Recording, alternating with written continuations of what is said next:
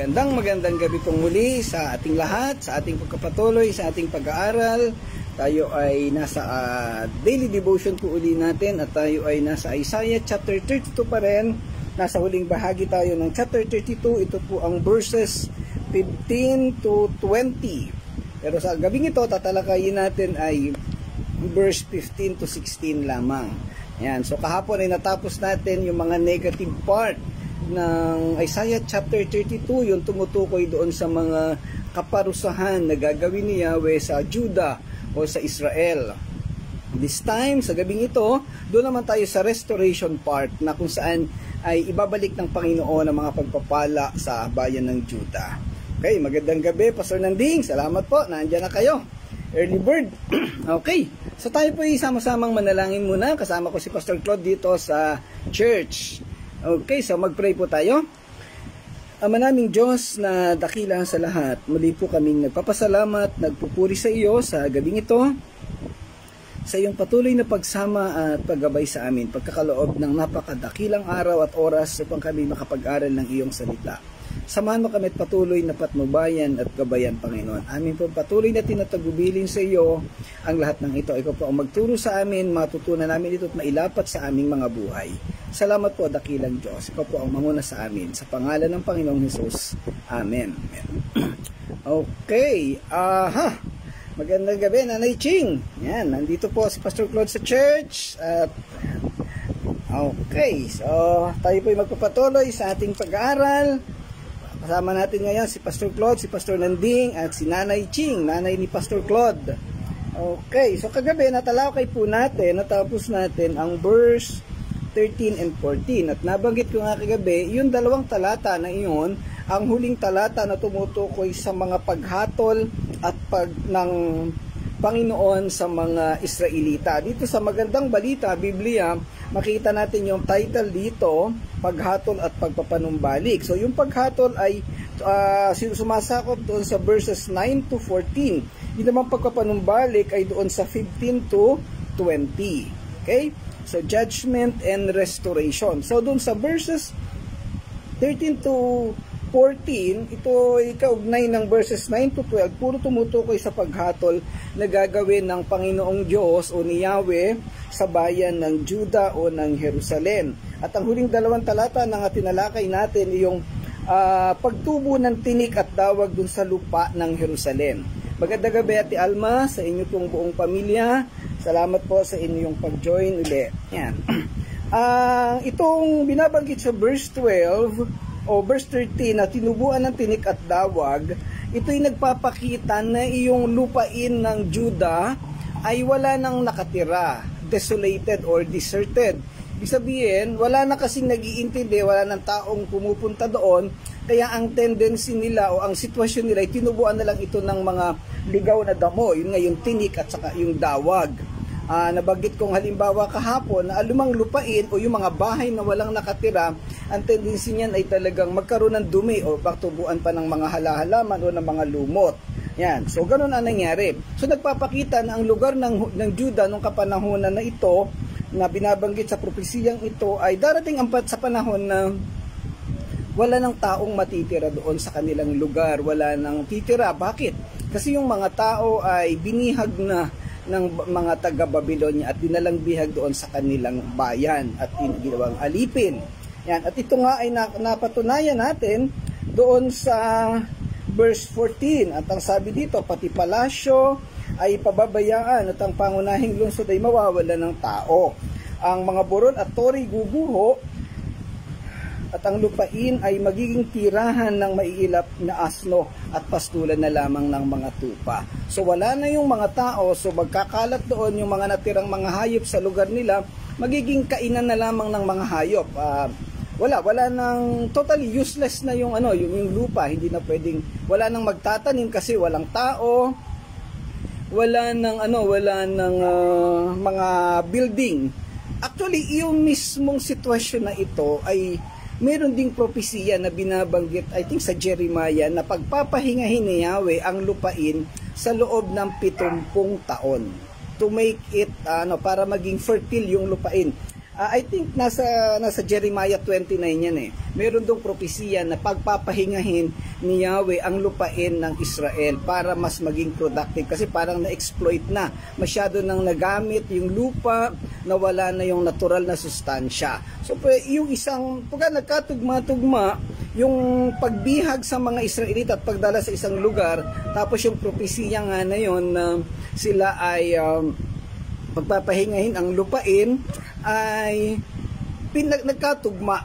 Ayan, so ganun ang nangyayari, ano? Pero syempre, alam natin na ang isang immediate na dahilan ng pagparusa sa kanila ay ang kanilang pagsuway at kasalanan. Okay. Hindi ko alam kung familiar kayo, kasi wala namang nagsasaka sa inyo. Meron kasi tinatawag sa agriculture na shift farming. Ibig sabihin, yung shift farming ngayon, may isang pagkakataon, isang season na itong part ng lupa hindi tataniman. Yung isang, kumbaga, hatiin sa dalawang bahagi yung lupa. Itong season na to, yung isang bahagi lang ang tataniman, tapos hahayaang maka-produce ng nutrients yung kabilang bahagi. Tapos next season, yung kabilang bahagi naman ang tataniman, itong kabilang bahagi naman na ito ang hindi tataniman. Shift, alam ko shift farming ang tawag po doon. At yun ang isang konsepto na ginawa dito ng Panginoon. Bagamat syempre, again, ang immediate na dahilan ay ang katigasan ng ulo o yung paghatol sa mga Israelita. Okay, so talakayin natin sa gabing ito yung talatang 15 to 16. Pasensya na po, medyo hinihingal lang ako. Ito po yung normal na part ng buhay ko, yung paghingal, no? Nahihirapang magsalita minsan. Yan. Verse 15 to 16, ito ay panimulang talata ng serye ng pagpapanumbalik or restoration, yung verses 15 to 20. Ang mga talatang 15 to 20 ay naglalaman ng mga propesiya na tumatalakay sa panahon ng pagsasauli at saganang pagpapala. At kung saan ang isang tiwangwang na lupain ay magiging isang mataba at mayabong na lugar uli. Yan. Na puno ng katarungan, katuwiran at kapayapaan. Ang Espiritu ng Diyos ay ibubuhos na magiging dahilan upang ang ilang ay maging mataba at ang matabang bukirin ay magmumukhang isang kagubatan. So binabanggit yan sa mga susunod na talata. Ang pagbabagong ito ay nagdudulot ng isang estado ng kapayapaan, katahimikan at katiyakan para sa mga tao ng Diyos, kung saan sila'y maninirahan sa mga tirahan na ligtas at hindi nababagabag. Sa kronolohiya o pagkakasunod-sunod ng kasaysayan, ito ay ang panahon ng pagpapanumbalik ng bayan ng Israel matapos nilang maranasan ang matinding kahirapan sa kamay ng mga kaaway. Ang verses 15 to 16 ay tumalakay doon sa pagbaba ng Espiritu ng Diyos, na ito ay matatalakay natin ng mas detalyado maya-maya. Okay, so punta tayo sa verse 15 muna. Sabi sa verse 15, ngunit minsan pang ibubuhos sa atin ang Espiritu ng Diyos. Ang disyerto ay magiging matabang lupa at ang bukirin ay pag-aanihan ng sagana. Sabi sa Christian Standard Bible, until the Spirit from on high is poured out on us, then the desert will become an orchard, and the orchard will seem like a forest. Sa King James, until the Spirit be poured upon us from on high, and the wilderness be a fruitful field, and the fruitful field will be counted for a forest. Yung wilderness, yung ilang na binabanggit natin kanina, naging tinubuan ng tinik at ng dawag, naging pastulan ng hayop, ay magiging masagana uli, fruitful uli.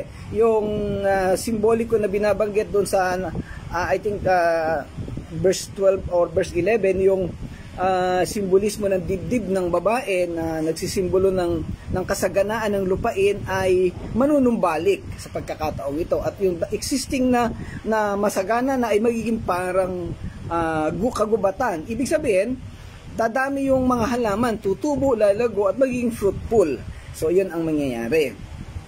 Ang talatang ito ay isang makapangyarihang mensahe ng propeta na nagsasalita sa pagbabago at pagpapanumbalik ng lupain at ng mga tao ng Israel. Ito ay isang mensahe ng pag-asa at pagpapanibago na nagbibigay diin sa banal na interbensyon at pagbuhos ng banal na Espiritu. The Spirit will be poured out. Bababa ang Espiritu ng Diyos. Sumasakop ang talatang ito sa pagbuhos o pagbaba ng banal na Espiritu na binanggit din sa Joel chapter 2 verses 28 to 29. Si Joel ay isa sa mga propeta ng kapanahunan na iyon.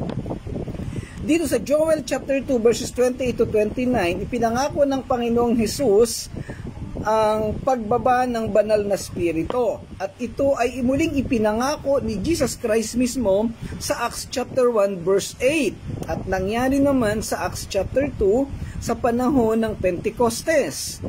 Ang imahe ng Espiritu na ibinubuhos ay nagbumungkahi ng kasaganaan at pagbabago na nagpapahiwatig ng banal na pakikipag-ugnayan na nagdudulot ng pagbabago at buhay.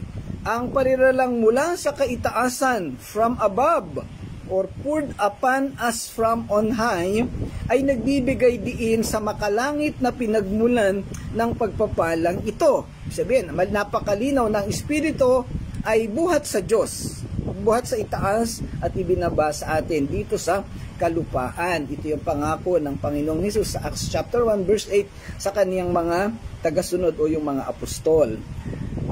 Nagbibigay diin sa makalangit na pinagmulan ng banal na Espiritu. At again, sumasakop sa soberanya at biyaya ng Diyos. Ang pagbubuhos na ito ay madalas na nauugnay sa bagong tipan, kung saan binibigyang kapangyarihan ng Espiritu ang mga mananampalataya, kaya gaya ng binanggit doon sa Ezekiel chapter 36 verse 26 to 27. Ang sinasabi doon yung bibigyan kita ng bagong Espiritu.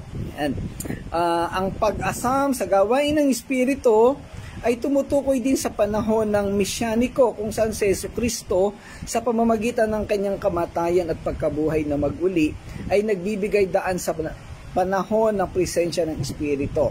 So alam natin yung sitwasyon, yung natawag natin sa theology na dispensations of time pertaining to the Holy Trinity. Sa lumang tipan, alam natin yung God the Father ang nagmanifest doon. Then sa panahon ng Gospel ni Jesus Christ, yung God the Son, and then after ng Ascension, yung God the Holy Spirit, at hanggang sa ating kapanahunan ngayon. Ang konteksto ng talatang ito ay itinakda sa panahon ng matinding kawalan ng pag-asa para sa mga tao ng Israel. Ang bansa ay nahulog sa kasalanan at paghihimagsik laban sa Diyos, at bilang resulta, hinarap nila ang mga kahihinatnan ng kanilang pagsuway. Ang lupain ay naging tiwangwang, ang mga tao ay nagdurusa at bumagsak ang espiritualidad, moralidad at integridad. Sa naunang mga talata, hinuhulaan ni Isaiah ang tungkol sa paghatol na darating sa bansa dahil sa kanilang maling gawa. At ito nga yung nangyari doon sa mga naunang talata. Gayunpaman, sa gitna ng paghatol na ito, mayroong kislap, mayroong pag-asa na ibinigay ang Panginoong Diyos habang sa pamamagitan ng propesiya na ito ng pagpapanumbalik na darating sa pamamagitan ng pagbuhos ng banal na Espiritu. Yan. Ang tema ng pagpapanumbalik at pagpapanibago ay sentro sa talatang ito. Tumutukoy sa proseso ng pagbabagong magaganap kapag ang Espiritu ay bumaba na sa lupa. Ang imahe ng ilang ay naging isang mabungang bukid, fruitful. Magandang gabi, Brother Edgar. Salamat, nandyan ka na. At ang pagbabagong ito ay hindi makakamit sa pamamagitan ng pagsisikap ng tao, kundi sa pamamagitan ng banal na interbensyon o pagkilos ng Diyos. Ang pagbuhos ng banal na Espiritu ay kumakatawan sa biyaya at pabor ng Diyos, at ito'y sumasagisag sa isang bagong simula para sa mga tao ng Israel.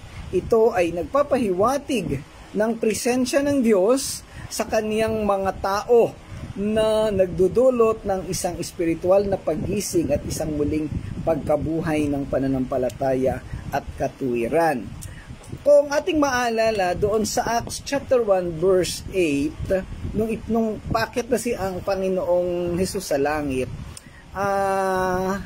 unti-unting nakita ng mga apostol na umaakit siya sa kalangitan hanggang sa mawala siya na parang ulap, no?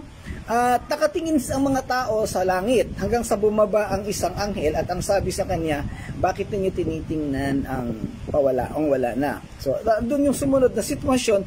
Alam niyo yung damdamin ng mga apostol, sila'y parang mga taong bagsak na bagsak ang damdamin. Nawalan sila ng lakas. Kasi unang-una,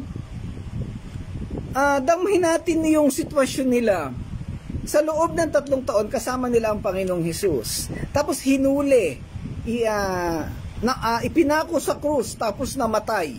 So nawalan sila ng leader, nawalan sila ng tagapanguna. So sila'y bagsak na bagsak. And then biglang nagkaroon ng good news.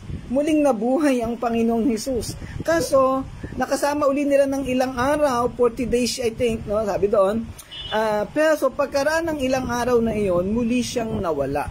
So parang bumalik na naman sa dating damdamin, sa dating kahirapan. So bagsak, hindi nila alam ang kanilang gagawin. Sila'y nandun sa upper room. Mababasa natin ito sa Acts chapter 1. Ngayon, wala ang Panginoong Hesus, hindi nila alam kung ano ang kanilang gagawin. Pero dahilan sa tagubilin sa kanila ng Panginoong Hesus at dahilan sa pagkilos ng banal na spirito doon sa panahon ng Pentecostes sa Acts chapter 2, they were empowered, nagkaroon sila ng kapangyarihan. Nakapag-preach si Pedro, nakapag-translate ng iba't ibang wika. Kaya nga doon nangyari yung unang tongues, biblical tongues, hindi po yung tongues na naririnig natin ngayon sa mga Pentecostal, no? Na sinaulo. Biblical tongues, ibig sabihin may purpose po doon. Mababasa naman natin sa Acts chapter 2 kung anong dahilan ng tongues doon, ano? So yun po, wala ang leader nila, wala ang Panginoong Hesus, pero sila'y lumakas. Bakit? Dahilan sa empowerment ng banal na spirito. At ganun nga po ang nangyari. Ngayon, ang mensahe simula sa Acts chapter 2 ay nagbigay ng kalakasan sa mga sumunod na tao. Lumawak ang mission works sa panahon ng Acts chapter 2 hanggang sa panahon ni Apostol Pablo at natayo ang iba't ibang simbahan hanggang sa ating kapanahunan. Yan ang nangyari matapos na bumaba ang banal na spirito. At ang kapanahunan nga natin, tinatawag nating church age o kapanahunan ng iglesia. Lumawak ang paglilingkod sa Panginoon. Magandang gabi, Sister Ana. Sabi dito, ang pagbuhos ng banal na spirito ay kumakatawan sa biyaya at pabor ng Diyos. At ito'y sumasagisag sa isang bagong simula para sa mga tao ng Israel at maging sa kapanahunan din natin. Ito'y nagpapahiwatig ng presensya ng Diyos sa kaniyang mga tao na nagdudulot ng isang espiritual na paggising at isang muling pagkabuhay ng pananampalataya at katwiran. Ang pagbabago ng ilang sa isang mabungang bukid at ang mabungang bukid sa isang kagubatan ay sumisimbolo sa panunumbalik ng kasaganaan at kaunlaran na darating bilang resulta ng pakikialam ng Diyos or intervention of God, divine intervention. Ito'y nagpapahiwatig ng pagpapanumbalik ng lupain sa dating kaluwalhatian nito na nagpapakita ng kapangyarihan ng Diyos na magbigay ng buhay at magpayabong sa dating walang kwentang lupain. Ang tawag is barren land or baog na lupain. Ang talatang ito ay nabibigay kahalagahan sa mga tao ng Israel at tumutukoy naman sa pananampalataya nating lahat. Nung panahon, sabi sa Efeso chapter 2, tayo ay dating mga patay dahil sa ating pagsalangsang, dahil sa ating kasalanan. Pero tayo ay muling binuhay. At syempre, yung dating patay na muling binuhay, obvious naman ang magiging sitwasyon. Tatayo, babangon, kikilos, at magtatrabaho. Ibig sabihin, nagkaroon ng buhay, naghuminga, at makakagawa ng anumang bagay. So, ganun. So, yung muling pagkabuhay, it symbolizes empowerment. Merong power, merong strength. At kaya nakakilos at makakapamuhay ulit. At ganun ang nangyari. Ngayon, kung ikay totoong born-again Christian, ibig sabihin, may espiritu ka sa puso mo. Kasi binuhay ka ng Diyos. You were regenerated. The doctrine of regeneration. Kung meron kang espiritu sa puso mo, dapat kikilos ka. Dapat may gagawin ka. Dapat maglilingkod ka sa Panginoon. Dapat i-resist mo ang kasalanan. Dapat mamumuhay ka bilang Kristiyano. Efeso chapter 2 verse 10. Mamumuhay ng mayroong magandang magandang gawa. Dahil tayo nang nilikha ng Panginoong Hesus para sa atin. So, kasi at papunta tayo doon sa larawan ng kahawig ni Kristo, pagiging kahawig ni Kristo or Christ-like. So, ibig sabihin, ang disenyo ng Diyos sa mga totoong born-again Christian ay maging powerful, maging fruitful, malakas, nakakakilos ng maayos, lumalayo sa kasalanan, namumunga, nananatili sa paglilingkod sa Panginoon. At ganoon ang nangyari sa Israel. Yung mga binabanggit dati na mga walang silbi, mga complacent na tao at nagumon sa kasalanan ay nagkaroon ng transformation, nagkaroon ng restoration. Ayan, so makita natin yung total picture, that is the total idea ng ginawa ng Panginoong Hesus. Kaya nga, restoration, ibinalik yung dati. Ngayon, sa ating sitwasyon bilang mananampalataya, sa panahon ngayon, hindi restoration, kundi transformation. Kaya nga transformation, may na-transform, may nabago. Kung ikaw ang ugali mo ngayon, o ang gawa natin ngayon, ay kagaya pa rin ang gawa natin nung una, paano mo nasasabing born again ka? So, kaya nga again sabihin, may nabago, may pinanggalingan kang luma at nabago ka ngayon. So, tatandaan natin mga kapatid, ang pagiging born again, o ang pagiging Kristiyano, hindi lang simpleng pagpunta sa church. Hindi lang simpleng nasabi na ikaw ay Kristiyano. Dapat, merong something na nababago sa buhay mo. 2 Corinthians 5:17. Sino man nakipag-isa kay Kristo, isa ng bagong nilalang. Wala na ang kanyang dating pagkatao, ito'y bago na. At napakarami pang proseso, napakarami pang talata sa Biblia na nagsasabi. Kaninang umaga, yung devotion, yung Colossus chapter 1, chapter 2, yung basa yung mga Colossus part doon. Basahin ninyo ang nilalaman. At yun ang nagpapakita na tayo ay binago. At ibig sabihin, dapat ay mamuhay bilang binago. Yan. Okay, punta tayo sa talatang 16. Ang katarungan at katuwiran ay maghahari sa buong lupain. Then justice will inhabit the wilderness, and righteousness will dwell in the orchard. Sa King James, the judgment shall dwell in the wilderness, and righteousness remain in the fruitful field. Ang talatang ito ay nagsasalita naman tungkol sa pagdating ng isang panahon kung saan ang katwiran at katarungan ay lalaganap, kahit na sa pinaka hindi inaasahang mga lugar. Ang talata sa King James ay nagsisimula sa salitang pagkatapos o kaya then, na nagpapahiwatig ng panahon ng malaking pagbabago. Then, ibig sabihin, merong existing na sitwasyon, then it was transformed into new system or into new life. Na nagpapahiwatig ng may mga naunang talata na inilarawan si Isaiah ng isang panahon ng kabagabagan at pagkatiwangwang kung saan ang lupain ay pababayaan at ang mga lungsod ay mawawasak. Gayunpaman ipinahayag sa talatang 15 na kapag ang espiritu ay bumaba sa lupa, ang ilang ay magiging mabungang bukid at ang mabungang bukid ay mabibilang sa isang kagubatan. Ito'y nagtatakda ng yugto sa talatang ito na nagsasalita sa pagbabago ng mga tigang na lugar na ito sa mga kanlungan ng katuwiran at katarungan. Kaugnay pa rin talaga nung binabanggit natin kanina sa buhay nating mga tao na dating patay, dating tigang, dating walang kakayahan. Meron ba kayo may nakita ba kayong patay na may kakayahan? Palagay ko wala. Patay nga inanimate. So, kaya lang, ang sabi sa Efeso chapter 2 verse, I think 5 and 7 yata yun, ay muling binuhay. So, syempre, binigyan ng buhay. Naging animated object na siya, or animated person na siya. Kaya yun, may power na siya. Ang tanong, meron ba tayong power? Nagagawa ba natin ang kalakasan na binigay sa atin ng Panginoon Diyos? Ang ilang na binabanggit sa King James ay nakikita bilang isang pagtutulad para sa pagkawasak at kaguluhan, habang ang mabungang bukid ay kumakatawan sa kasaganaan at kaunlaran. Ang ideya na ang paghatol at katuwiran ay mananatili sa magkaibang mga tanawing ito ay nangangahulugan ng isang kumpletong pagbabalik tanaw sa kasalukuyang kalagayan ng mga gawain. Iminumungkahi nito na ang katarungan at katuwiran ng Diyos ay sumasaklaw sa lahat at hindi limitadong lugar, panahon o kalagayan lamang. Lahat ay sakop. Depende na lamang doon sa iba kung magpapasakop. Ang ilang at ang mabungang bukid ay kumakatawan sa kalagayan ng tao. Ang ilang ay makikita bilang isang representasyon ng ating panloob na kaguluhan, inner turmoil.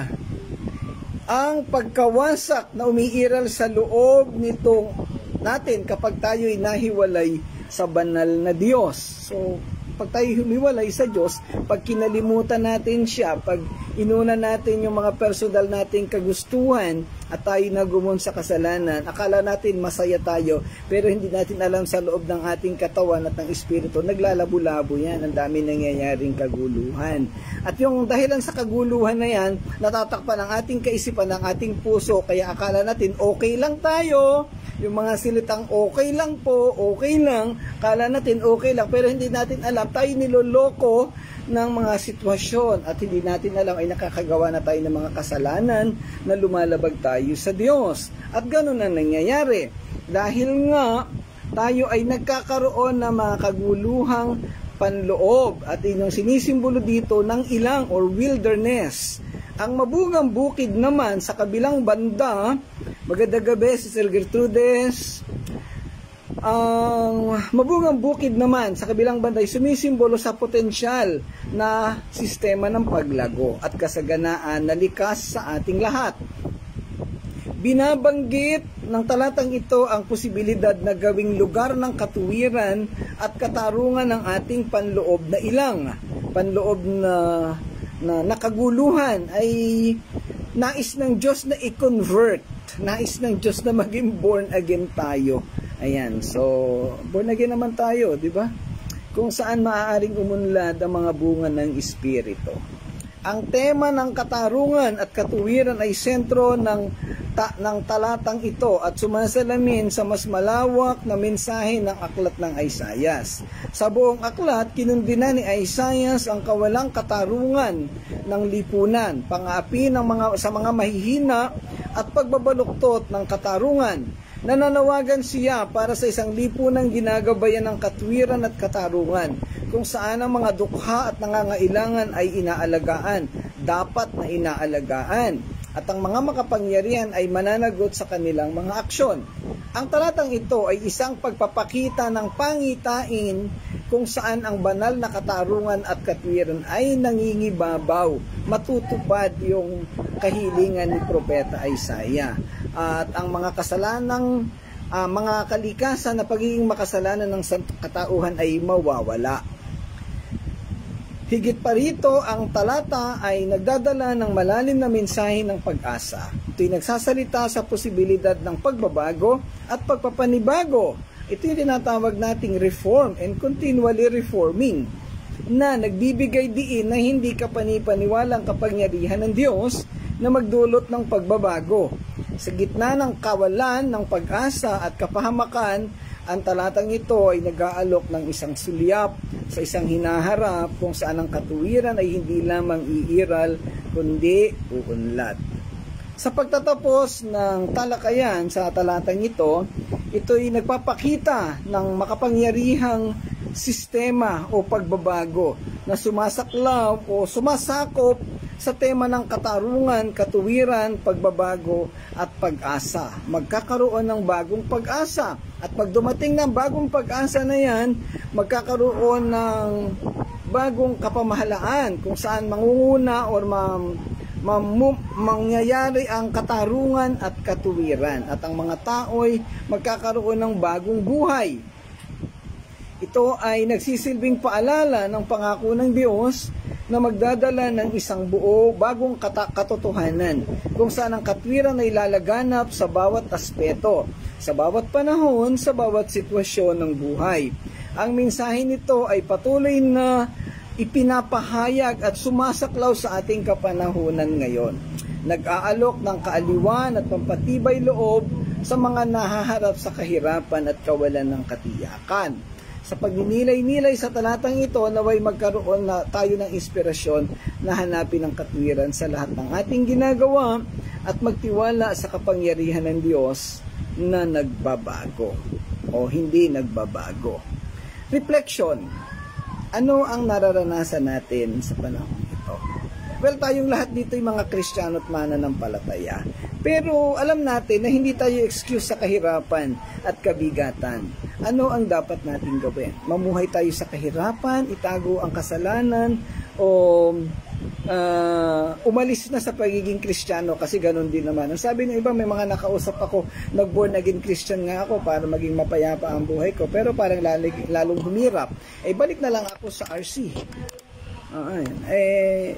Kasi hindi niya naunawaan kung ano ang eksaktong buhay na tumutukoy sa pagiging mananampalataya o born again Christian. Kung tayo'y nakakaranas ng kahirapan, dapat ang unang pumasok sa isip natin, may itinuturo ang Panginoon. Nais ng Panginoon na ako'y gabayan at dalhin sa panibagong level ng buhay ko. Gusto ng Panginoon na baguhin ang mga bagay na ginagawa kong hindi kalugod-lugod sa Kanya. Dapat gano'n na maging katwiran ng tunay na mananampalataya. Dapat walang anumang bahid ng katwiran sa isang mananampalataya na nagrereklamo o nagre-rebelde sa Diyos. Bakit ba naman naranasan ko ang buhay na ganito? Bakit kung naging born, naging Christian ako, lalo ako nahirapan, nakakainis, nakakapagod? So dapat walang ganon. Kasi ang nangangatwiran ng ganyan ay hindi Kristiyano. Ang Kristiyano na totoo, na iintindihan ang ibig sabihin ng pagiging Kristiyano. At ito'y malinaw na ang Diyos ay kumikilos sa kanyang buhay. Pero, malaki po ang magagawa ng pagtuturo sa kanila. Minsan kasi, ang problema ng mga churches, hindi na ituturo. At may mga church pa na nagtuturo na pag ikay naging born again Christian, ay gaganda ang buhay mo, yayaman ka, tatangkad ka, gagwapo ka, magkakaroon ka ng sasakyan o kung ano-ano pang material provisions or prosperity. So, alam natin na hindi naman yan totoo. Pwedeng sa iba nangyayari, may mga instances na nangyayari, pero hindi po yan general truth. Ibig sabihin, hindi yan nangyayari sa lahat. Paano pag sa isang tao nangyari kapangitan? Di parang magkakaroon ng conflict. Akala ko ba pag naging born, naging ganito? So, mali na yung perspektibo, mali na yung pananaw sa pagiging mananampalataya. Kaya napaka-importante ng pag-aaral ng salita ng Panginoon at patuloy na pakikipagtalakayan, patuloy na pagbabasa o pakikinig ng ganitong devotion, kasi dito nadidetalye natin at napapag-aralan ang mga bagay-bagay. At pwede pang i-review ulit yung ating mga video dahil napaka-importante. Ang ating pong ginagawang ito ay hindi simpleng daily devotion lamang na basta mairaos lamang natin. Kung hindi, ang ultimate na target or objective nito ay matuto tayong lahat. Kasi sayang naman po kung nagde-daily devotion tayo tapos gusto lang natin simpleng maka-attend. Napaka-importante na meron tayong mauunawaan, magre-reflect sa ating buhay at tayo'y makakapamuhay ayon sa lesson na ating natutunan. Yun po yung sustansya ng salita ng Panginoon. Bigyan natin ng value ang buhay natin, ang buhay ng pag-aaral. Bigyan natin ng halaga ang salita ng Panginoon sa pamamagitan ng pagkalapat sa ating mga buhay, sa ating mga aksyon, sa ating mga pananaw, at maging instrumento rin tayo ng pagbabahagi at pagtuturo sa ibang tao na wala pang pananampalataya. Okay, so hanggang doon lang po ang ating talakayan. 15 and 16, panimula ng restoration period sa buhay ng mga Israelita. Bukas ay 17 to 18, panibagong bahagi at sitwasyon ng restoration. Okay, so salamat pong muli sa inyong pagsama. So samahan po ninyo ako sa ating pangwakas na panalangin. O dakila naming Diyos, Panginoon naming Ama, salamat pong muli sa iyong pagsama at paggabay sa amin sa pag-aaral na ito. Salamat sa sustenance, Panginoon, na pinagkaloob mo sa akin sa pagdidiscuss at sa kalakasan ng katawan. Salamat, Panginoon, sa mga kapatid na nakasama namin sa kanilang katiyagaan na makinig. Nawa nga, Panginoon, ikaw po ay patuloy na magturo sa amin. Continue to encourage each one of us na magpatuloy dito sa gawain ito at makita sa aming mga buhay ang reflection, ang application ng mga salitang ito. Salamat po, dakilang Diyos, ito ang aming panalangin sa pangalan ng Panginoong Jesus. Amen. Amen. Okay, so bago po tayo magwakas ay iniimbitahan ko ulit kayong lahat. Bukas po ay tinawag ko po itong special worship service kasi napaka importante po ng pag-uusapan natin bukas. It is about family. Perhaps one of my favorite lesson na pinag-aaralan sa church is about family. Bukas po tatalakayin natin iyan, detalyado, sa ilang linggo. Plus pagkatapos niyan, meron pa tayong isang napaka-importanting bagay pa rin na tatalakayin. So sana po magkita-kita po tayo bukas. Yung malapit ay dito sa church at yung malayo ay through online. So alas 9 po ng umaga, prayer fellowship, then siguro mga 9:30 or 10 yung worship service. Okay? So salamat po sa inyong lahat at pagpalain po kayo ng Panginoon. God bless everyone. Bye-bye po.